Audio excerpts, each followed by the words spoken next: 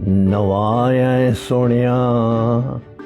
Sir ये बताइए कि अभी फिल्म रिलीज़ हुई है the legend of Maula Jatt, आपने देखी, कैसी लगी आपको?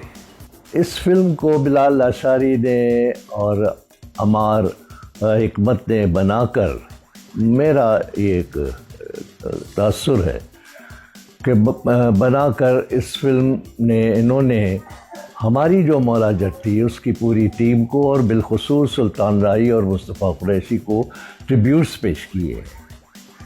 और 42-43 साल के बाद भी आज की जनरेशन भी उस फिल्म को नहीं भूली, लेकिन ये फिल्म इस फिल्म ने उस फिल्म को मज़ीद फ्रेश कर दिया है, मज़ीद ताज़ा कर दिया है।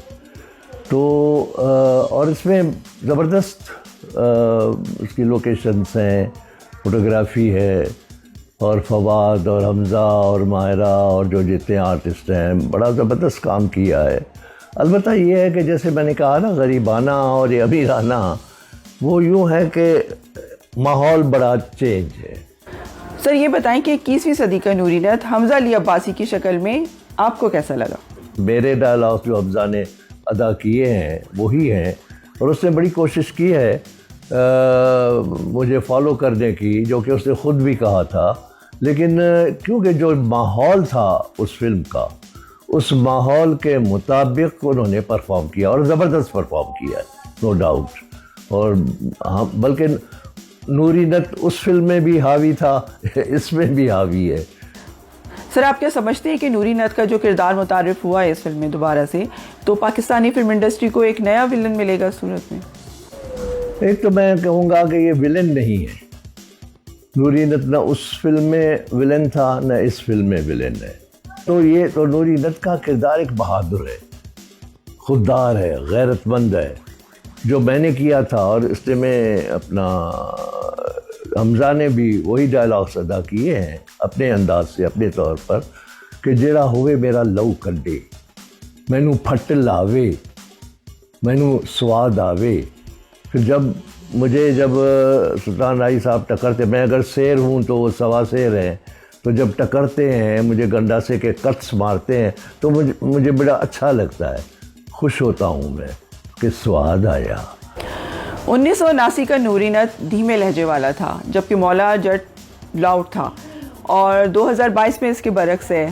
साहब इत्तेफाक करते हैं इससे? उसमें मैं सॉफ्ट था, राही जो लाउड था। इसमें हमज़ा लाउड है, और मैंने देखा कि फवाद कुछ सॉफ्ट है, क्योंकि उसके लव सीन वगैरह भी हैं माहिरा के साथ, ये वो, तो ये भी एक फ़र्क है। सर क्या इस फिल्म की रिलीज से पाकिस्तानी सिनेमा, बिलखुसूस पंजाबी सिनेमा को कोई फ़ायदा होगा? बिलाल लाशारी ने बड़ा रिस्क लिया है, और पंजाबी फिल्म इंडस्ट्री के लिए इस फिल्म से एक दरवाज़ा खुलेगा। इन्वेस्टर्स आएंगे, फाइनेंसर्स आएंगे, पंजाबी फिल्में बनाएंगे। अलबत्ता हमें मार्केटिंग की ज़रूरत है। सर क्या पंजाबी फिल्मों में काम करने के लिए पंजाबी होना ज़रूरी है, क्योंकि आप खुद भी सिंधी घराने से ताल्लुक़ रखते हैं? मेरी एंट्री ज़ाहिर है, पहली फिल्म मेरी लाखों में एक थी, उर्दू फिल्म थी, और उसके बाद मैंने कोई 2.5-3 साल उर्दू फिल्में ही की, और मेरी जोड़ी मोहम्मद अली के साथ की। फिर मैंने वो पहली पंजाबी फिल्म थी, उसका नाम था चार खून दे प्यासे, वो मैंने की थी, और वो हिट हो गई। और मेरा जो लहजा था, मैं अपनी उस ज़बान की ख़ामी को एक्सप्रेशन से, लाफ्टर से कवर करता था, तो वो एक स्टाइल सा बन गया। तो इस तरह फिर पंजाबी फिल्म शुरू हो गई।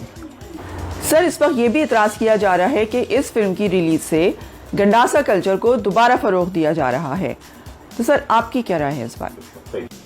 बर्रे सग़ीर के बहुत बड़े दानिश्वर, शायर, कॉलम नवीस अहमद अदीम क़ासमी साहब, उन्होंने भी अफ़साना लिखा था गंडासे पर, गंडासे की अहमियत पर। हर सूबे में हर कौम का एक कौमी हथियार होता है, जैसे पंजाब का गंडासा है,